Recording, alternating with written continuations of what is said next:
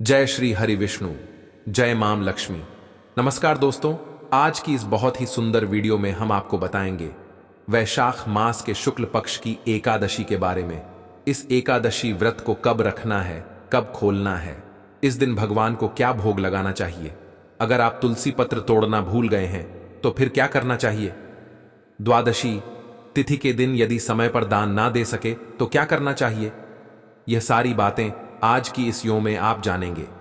अगर आप अपने जीवन में उपवास रख रख कर थक गए हैं, आपकी मनोकामना पूर्ण नहीं होती हो, या आपने कभी कोई ऐसी गलती की हो जिसका प्रायश्चित आप करना चाहते हो, या फिर अंत में मोक्ष प्राप्ति की इच्छा रखते हो, तो गौर कलयुग में एकमात्र एकादशी व्रत ही ऐसा बताया गया है जिसे सच्चे मन से रखने पर या नियमों का पालन करने पर अंत में मोक्ष की प्राप्ति होती है और भगवान विष्णु की कृपा से सभी पापों का नाश भी हो जाता। इतना ही नहीं, आने वाले कई कुलों का भी, कई पीढ़ियों का भी उद्धार हो जाता है। और दोस्तों, अगर आप भी चाहते हैं कि आप पर भी हरि विष्णु और मां लक्ष्मी की कृपा रहे तो इस वीडियो को लाइक करें, कमेंट में जय श्री हरि विष्णु जय मां लक्ष्मी लिखना ना भूले। दोस्तों, हर महीने के कृष्णा पक्ष और शुक्ल पक्ष की 11वीं तिथि यानी एकादशी की तिथि को एकादशी व्रत रखा जाता है और यह व्रत भगवान विष्णु को समर्पित होता है।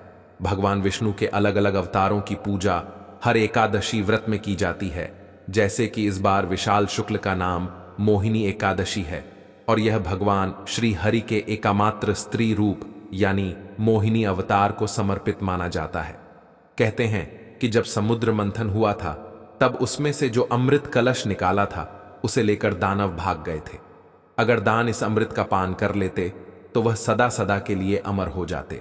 तब भगवान विष्णु ने इस संसार के कल्याण के लिए और सभी देवताओं की रक्षा के लिए मोहिनी रूप धारण किया और अपने मोहिनी रूप में दानवों को उलझा कर छल से सभी देवताओं को अमृत का पान करा दिया।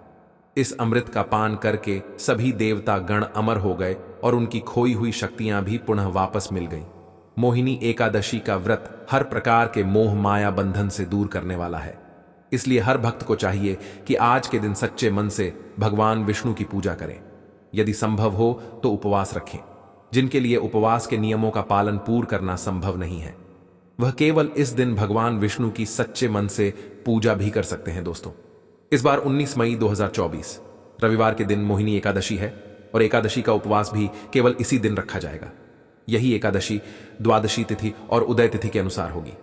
एकादशी तिथि प्रारंभ होगी 18 मई 2024 सुबह 11:23 पर शुरू होगी।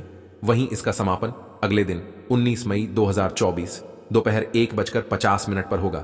मोहिनी एकादशी की पूजा के लिए शुभ मुहूर्त 19 मई को सुबह 7:10 से दोपहर 12:01 तक रहेगा। मोहिनी एकादशी का पारण 20 मई को सुबह 5:28 से सुबह 8:12 के बीच किया जाएगा। एकादशी व्रत का अनिवार्य नियम यह होता है कि द्वादशी तिथि को व्रत हमेशा शुभ मुहूर्त में खोल जाए, तभी यह व्रत पूर्ण माना जाता है और शुभ मुहूर्त होता है जो आपको वीडियो में बताया जाता है। हमेशा सूर्योदय के बाद और हरि विष्णु सर का समय बीतने के बाद ही एकादशी का उपवास खोलना चाहिए, नहीं तो यह व्रत हमेशा अधूरा रहता है कि गई पूजा पाठ या कोई भी पुण्य आपको अधूरा ही प्राप्त होगा। अब बात करते हैं, क्योंकि इस बार रविवार के दिन एकादशी का व्रत है। एकादशी की पूजा कर दिन भर उपवास रखकर शाम के समय आपको जो भी फलाहार ग्रहण करना है उसमें एकादशी व्रत के नियम के पालन का ज्यादा ध्यान देना है, क्योंकि एकादशी नियम के अनुसार इस दिन नमक का सेवन नहीं किया जाता है। किसी भी प्रकार के अन्न का या फिर चावल, चाहे वह व्रत के चावल ही क्यों ना हो, उसका सेवन भी नहीं किया जाता है। तो ऐसे में आप एकादशी व्रत करें या फिर आप फलाहार करके शाम को व्रत का पारणा कर सकते हैं, क्योंकि एकादशी व्रत में जो लोग निराहार नहीं रह पाते हैं वह शाम की पूजा करने के बाद एक समय फ्रूट्स आदि या फलों का जूस आदि ले सकते हैं और अगले दिन द्वादशी तिथि का फिर आपको नियम पूर्वक पारणा करना चाहिए। उस समय आप व्रत में सेंधा नमक का सेवन कर सकते हैं, सादा नमक का सेवन कर सकते हैं, शुद्ध सात्विक भोजन जैसे दाल रोटी सब्जी और आलू वगैरह या फिर हरी सब्जियां का सेवन भी आप कर सकते हैं। व्रत खोलते समय कभी मसूर की दाल, बैंगन या फूल गोभी का सेवन आपको नहीं करना चाहिए। भोजन शुद्ध सात्विक ही होना चाहिए।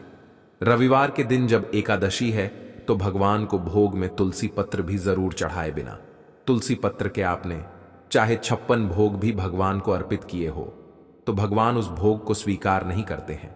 ऐसे में एक दिन पहले दशमी तिथि को तुलसी पत्र तोड़कर रख लिए जाते हैं। अब क्योंकि इस बार रविवार का दिन है, तुलसी पत्र नहीं तोड़े जाते हैं, तो शनिवार को ही आपको तुलसी पत्र भी तोड़कर रख लेने चाहिए।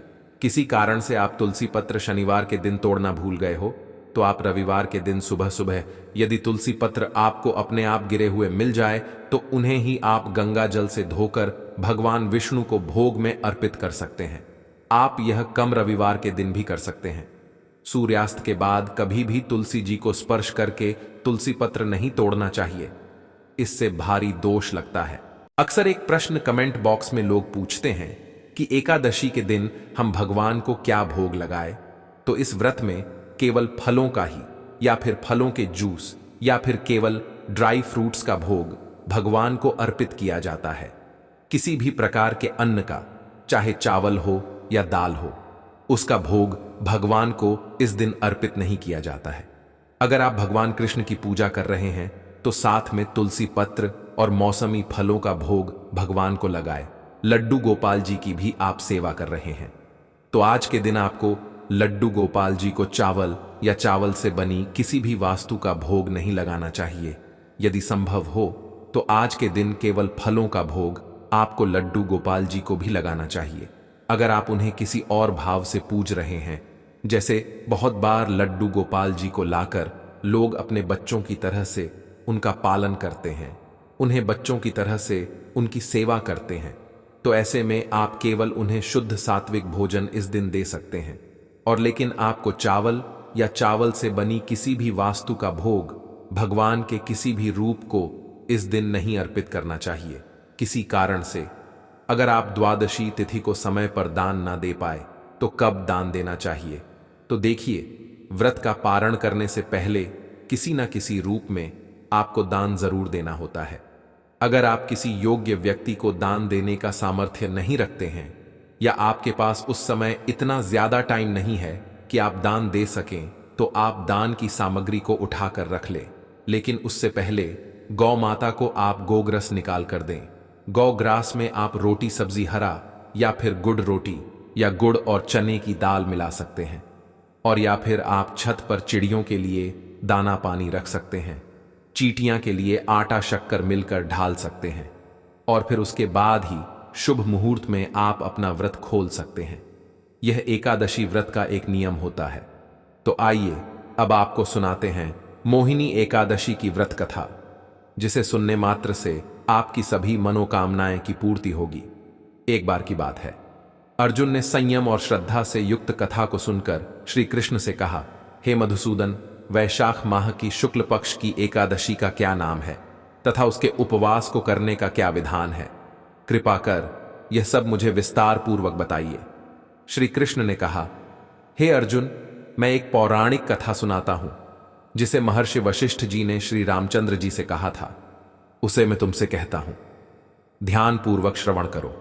एक बार की बात है, श्री राम जी ने महर्षि वशिष्ठ से कहा, हे गुरु श्रेष्ठ, मैंने जनक नंदिनी सीता जी के वियोग में बहुत कष्ट भोगे हैं, अतः मेरे कष्टों का नाश किस प्रकार होगा? आप मुझे कोई ऐसा व्रत बताने की कृपा करें जिससे मेरे सभी पाप और कष्ट नष्ट हो जाए। महर्षि वशिष्ठ ने कहा, हे श्री राम, आपने बहुत उत्तम प्रश्न किया है। आपकी बुद्धि अत्यंत कुशाग्र और पवित्र है। आपके नाम के स्मरण मात्र से ही मनुष्य पवित्र हो जाता है। आपने लोकहित में यह बड़ा ही उत्तम प्रश्न किया है। मैं आपको एक एकादशी व्रत का महात्म्य सुनाता हूं। वैशाख माह के शुक्ल पक्ष की एकादशी का नाम मोहिनी एकादशी है। इस एकादशी का उपवास करने से मनुष्य के सभी पाप तथा क्लेश नष्ट हो जाते हैं। इस उपवास के प्रभाव से मनुष्य मोह के जाल से मुक्त हो जाता है।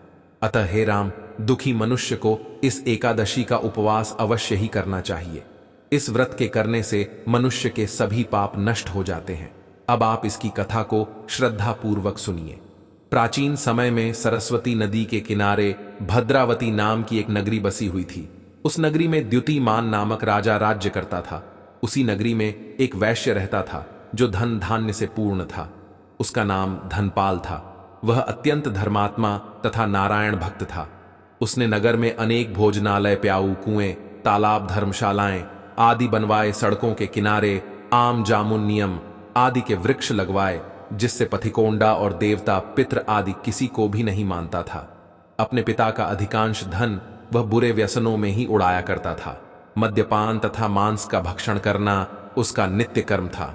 जब काफी समझाने बुझाने पर भी वह सीधे रास्ते पर नहीं आया, तो दुखी होकर उसके पिता, भाइयों तथा कुटुंबों ने उसे घर से निकाल दिया और उसकी निंदा करने लगे। घर से निकलने के बाद वह अपने आभूषणों तथा वस्त्रों को बेच बेच कर अपना गुजारा करने लगा। धन नष्ट हो जाने पर वेश्याओं तथा उसके दुष्ट साथियों ने भी उसका साथ छोड़ दिया। जब वह भूख प्यास से व्यथित हो गया, तो उसने चोरी करने का विचार किया और रात्रि में चोरी करके अपना पेट पालने लगा। लेकिन एक दिन वह पकड़ा गया, किंतु सिपाहियों ने वैश्य का पुत्र जानकर छोड़ दिया। जब वह दूसरी बार पुनः पकड़ा गया, तब सिपाहियों ने भी उसका कोई लिहाज नहीं किया और राजा के सामने प्रस्तुत करके उसे सारी बात बताई। तब राजा ने उसे कारागार में ढलवा दिया। कारागार में राजा के आदेश से उसे बहुत कष्ट दिए गए और अंत में उसे नगर छोड़ने के लिए कहा गया। दुखी होकर उसे नगर छोड़ना पड़ा। अब वह जंगल में पशु पक्षियों को मारकर पेट भरने लगा। फिर बहेलियां बन गया और धनुष बाण से जंगल के निरीह जीवों को मार मार कर खाने और बेचने लगा। एक बार वह भूख और प्यास से व्याकुल होकर भोजन की खोज में निकला और कटिन मुनि के आश्रम में जा पहुंचा। इन दिनों वैश्या का महीना था। कटिन मुनि गंगा स्नान करके आए थे। उनके भीगे वस्त्रों की छींटे मात्र से इस पापी को कुछ सद्बुद्धि प्राप्त हुई। वह अधमरश के पास जाकर हाथ जोड़कर कहने लगा, हे महात्मा, मैंने अपने जीवन में अनेक पाप किए हैं। कृपा कर आप उन पापों से छूटने का कोई साधारण और बिना धन का उपाय बतलाइए। रश ने कहा, तू ध्यान देकर सुन। वैशाख माह के शुक्ल पक्ष की एकादशी का व्रत कर। इस एकादशी का नाम मोहिनी है। इसका उपवास करने से तेरे सभी पाप नष्ट हो जाएंगे। रश के वचनों को सुन वह बहुत प्रसन्न हुआ और उनकी बतलाई हुई विधि के अनुसार उसने मोहिनी एकादशी का व्रत किया। हे श्री राम, इस व्रत के प्रभाव से उसके सभी पाप नष्ट हो गए और अंत में वह गरुड़ पर सवार हो विष्णु लोक को गया। संसार में इस व्रत से उत्तम दूसरा कोई व्रत नहीं है। इसके महात्म के श्रवण व पठन से जो पूर्ण प्राप्त होता है, वह पुण्य 1 सहस्त्र गोदान के पुण्य के बराबर है। अगर आपको यह जानकारी पसंद आई हो तो प्लीज वीडियो को लाइक करना मत भूलिए।